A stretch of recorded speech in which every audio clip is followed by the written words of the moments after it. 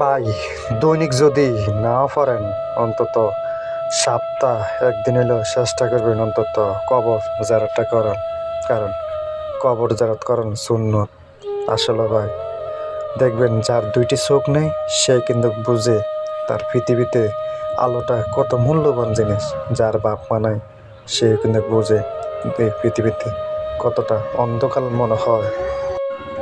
যদি বাপ মা বেঁচে থাকে অন্তত চেষ্টা করবেন বাপ মার জন্য খেজমত করার জন্য, সুন্দর আচরণ করবেন, সুন্দর কথা বলবেন। কারণ বাপ মা বেঁচে থাকলে মনে করবেন দুইটা জান্নাত আপনার পৃথিবীতে আছে।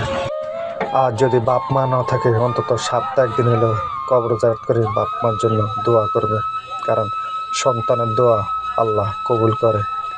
আসলে আমার নাই, আমি বুঝি বাপ মা না থাকলে কত যন্ত্রণা।